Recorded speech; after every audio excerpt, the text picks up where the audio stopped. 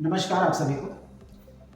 आज के दौर में हर छोटी से छोटी काम को या कॉम्प्लेक्स से कॉम्प्लेक्स नोट मेकिंग को, रिसर्च आर्टिकल्स को, बड़े से बड़े डेटा को एनालाइज करना हो, हम आर्टिफिशियल इंटेलिजेंस का यूज़ कर रहे हैं।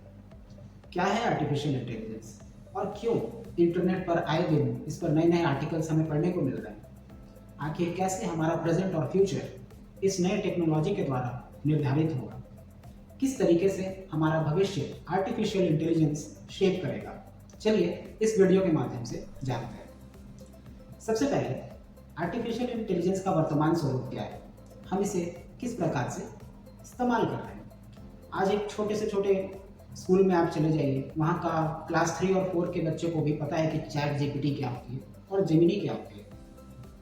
खबरें आती हैं कि स्कूलों में अब बच्चे होमवर्क के लिए भी इस नए टेक्नोलॉजी का सहायता लेते हैं।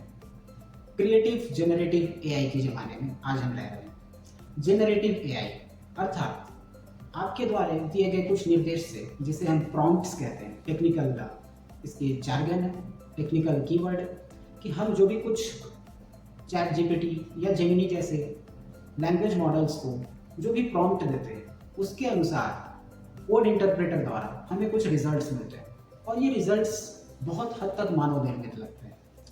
कोई नया आदमी धोखा खा जाए कि अरे इसे मानव द्वारा लिखा गया है या मशीन द्वारा लिखा गया। इस तरह की एक्सपर्टीज आजकल मशीनों ने प्राप्त कर ली है और हम आज लैंग्वेज मॉडल को इस हिसाब से ट्रेन कर पाए हैं कि वर्बल इंटेलिजेंस के संदर्भ में देखा जाए तो आज मानव और मशीन में कोई खास अंतर देखने को नहीं मिलती। ये धीरे धीरे जो डिवाइड्स है मशीन और ह्यूमन की, वो आने वाले समय में और किस तरीके से ब्रिज होता जाएगा और किस तरीके से हम मशीन्स को अपने दिनचर्या में शामिल कर पाएंगे। मशीन और मानव दोनों साथ साथ विकास के लक्ष्यों में ह्यूमन सेंट्रिक डेवलपमेंट किस प्रकार से कर पाएगा, इस पर भी आज हम चर्चा करेंगे। सबसे पहले शुरुआत करते हैं कि आखिर इसके पीछे की जो प्रेरणा हमें मिली है वो कैसे मिली है। यहाँ पे मैं कोट करना चाहूँगा स्टैनफोर्ड HAI इंस्टीट्यूट की को फाउंडर फीफी ली को। ये वर्ल्ड लैब्स की CEO भी है और इन्हें AI जगत की गॉड मदर भी कहा जाता है। फीफी ली का कहना है कि AI का विकास और किसी नवजात शिशु का विकास में कोई खास अंतर नहीं है। एक्चुअली में ये प्रेरणा मानव जगत को और तकनीकी शोधकर्ताओं को एक नवजात शिशु को देख करके ही मिली। एक छोटा शिशु जब इस दुनिया में आता है, जन्म लेता है, तो आसपास के चीज़ों को देखने के लिए उसे यह नहीं बताया जाता है कि तुम्हें देखना कैसे है, समझना कैसे है। वो चीज़ों को देख करके अपना, उसके दिमाग में ये फैसिलिटी है, न्यूरल नेटवर्क्स, हमारे दिमाग में जो इतने सारे नसें दौड़ रही हैं, उसके माध्यम से प्रोसेसिंग करके हर एक सेकंड में उसके दिमाग में 5 चित्र बन रहे हैं एक शिशु के दिमाग में। तो वो जब 3 साल का होता है तो इस डेटाबेस के करोड़ों करोड़ों पिक्चर्स उसके दिमाग में स्टोर हो जाते हैं। चीज़ों की स्पेशल रेजोल्यूशन को, कोई वस्तु किस नाम से जानी जाती है, उसको लैंग्वेज के साथ इंटरमिक्स करके वो चीज़ों का समझ विकसित करता है। ठीक इसी लॉजिक पर आगे बढ़ते हुए आर्टिफिशियल इंटेलिजेंस यानी कृत्रिम बुद्धिमत्ता का विकास शुरू हुआ था। AI के विकास में सबसे पहले एक न्यूरल नेटवर्क को डेवलप किया गया। आखिर आपके आई जो कि चीज़ों को रिकॉर्ड कर रही है और आपके ब्रेन, इसमें कोई कनेक्शन होने चाहिए, इसे हम न्यूरल नेटवर्क से समझ लेते हैं। अब GPU, आजकल में आपने GPU का नाम सुना होगा, एनवीडिया कंपनी का नाम सुना होगा।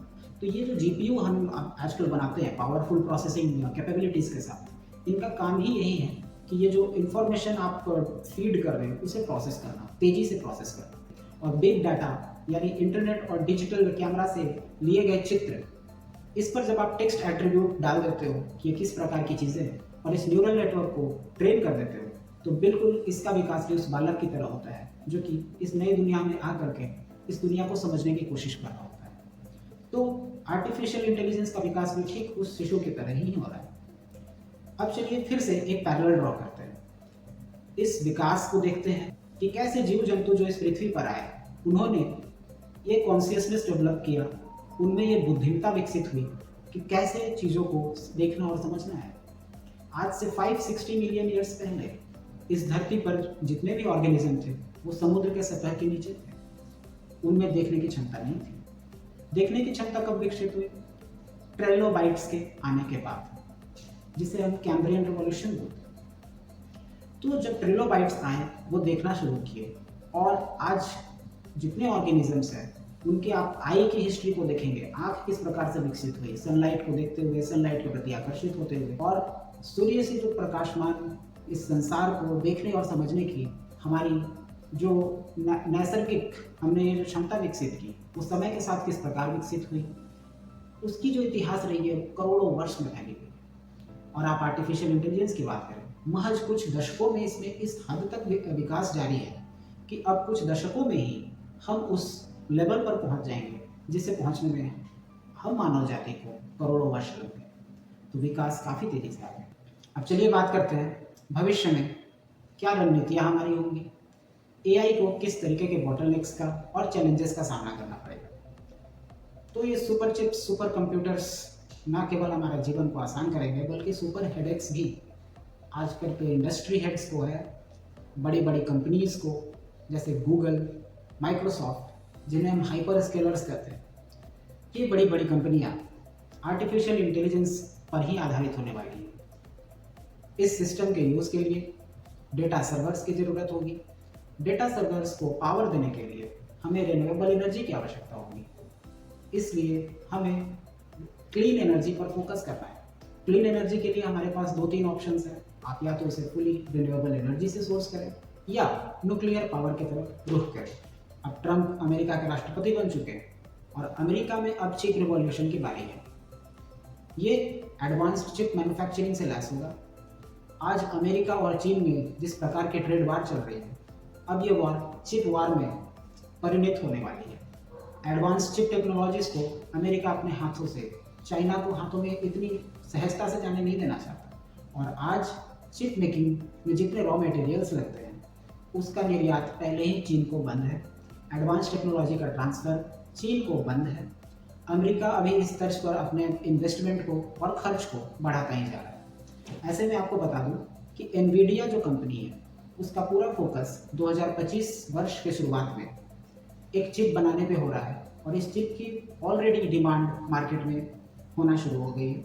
इस चिप का नाम दिया गया है ब्लैकवेल। ब्लैकवेल इसलिए क्योंकि डेविड ब्लैकवेल, ये जो फेमस मैथमेटिशियन और गेम थ्योरिस्ट हैं, इन्हीं के नाम पर इस जीपीयू का नामकरण किया गया है। और आज से कुछ समय बाद ही आप हर एक टेक नर्ड को ये शब्द बोलते सुन जाओगे कि हमें ब्लैकवेल जीपीयू लेना है। तो इस जीपीयू का विकास इसीलिए किया जा रहा है कि एआई से आप जब एआई मॉडल्स बनाओगे, एआई मॉडल को ट्रेन करोगे, तो जीपीयू यूनिट्स के माध्यम से ही आप इसकी प्रोसेसिंग करोगे, और इन्हें पावर देने के लिए डेटा सर्वर्स बनाए जाने वाले हैं। तो इस सर्वर फार्म को जितनी पावर की आवश्यकता होगी, ये सब कुछ रिन्यूएबल एनर्जी से स्रोत होगी, और इसके लिए हमें हाई स्टोरेज बैटरीज की भी आवश्यकता होगी। तो आने वाला जो समय है वो ग्रिड स्टोरेज बैटरीज की होने वाली है, एआई पावर्ड चिपसेट की होने वाली है, और इसी पर हमारा जियोपॉलिटिक्स भी आधारित होने वाला है।